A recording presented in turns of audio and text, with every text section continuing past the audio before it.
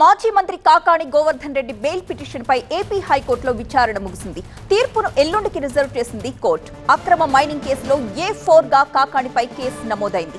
మాజీ మంత్రి కాకాణి అజ్ఞాతవాసం నెల్లూరు పోలీసులకు ఒక పెను సవాల్గా మారిందని చెప్పాలి. ఆయన జాడ కోసం ఇంకా జల్లెడ పడుతూనే ఉన్నారు పోలీసులు.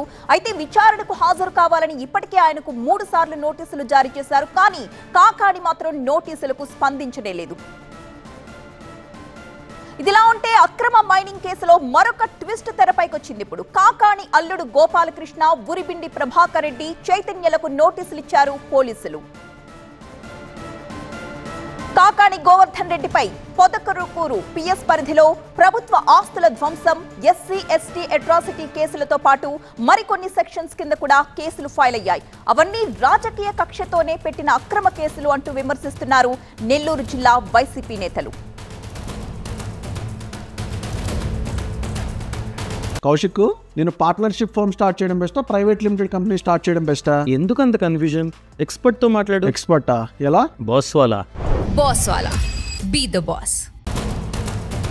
మా ప్రతినిధి మురళి సిద్ధంగా ఉన్నారు లైవ్ లో మరింత సమాచారంతో. మురళి, ఈ రోజు బెయిల్ పిటిషన్ కు సంబంధించి ఎలాంటి వాదోపవాదనలు జరిగాయి? అలాగే ఈ కేసులో మరొక 3కి కూడా నోటీసులు అందుకున్నట్లుగా తెలుస్తోంది. ఆ నోటీసుల సారాంశం ఏంటి?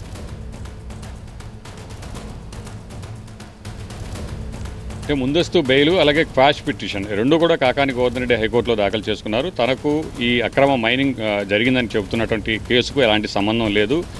ఈ కేసులో తన ఇన్వాల్వ్మెంట్ డైరెక్ట్గా కానీ ఇండైరెక్ట్గా కానీ ఉండేటువంటి అవకాశం లేదని కాకాణి గోవర్ధన్ రెడ్డి తరపు న్యాయవాదులు వాదనలు వినిపించారు. అలాగే ఈ కేసులో A1గా ఉన్నటువంటి శ్యాంప్రసాద్ రెడ్డికి ముందస్తు బెయిల్ లభించింది. అలాంటి A4గా ఉన్నటువంటి తనకు ఎలాంటి సంబంధం లేకపోయినా రాజకీయ కక్షతోనే కావాలనే తనపై కేసులు పెట్టారని ముందుగానే నోటీసులు అందుకోవడానికి ముందే మీడియాతో మాట్లాడుతాయని చెప్పినటువంటి పరిస్థితిని కూడా మనం చూసాం.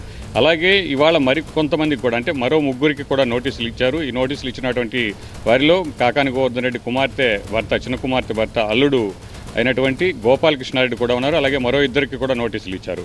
అయితే నోటీసులు అందుకున్నటువంటి 3లో ప్రభాకర్ రెడ్డి అనేటువంటి వ్యక్తి మాత్రమే ఇవాళ DSP కార్యాలయానికి విచారణ కోసం వచ్చారు. కాకాణి గోవర్ధన్ రెడ్డి అల్లుడు, అలాగే ఇవాళ విచారణకు వచ్చినటువంటి ప్రభాకర్ రెడ్డి కుమారుడు చైతన్య కూడా విచారణకు రావాల్సింది, ఆయన విచారణకు రాలేదు.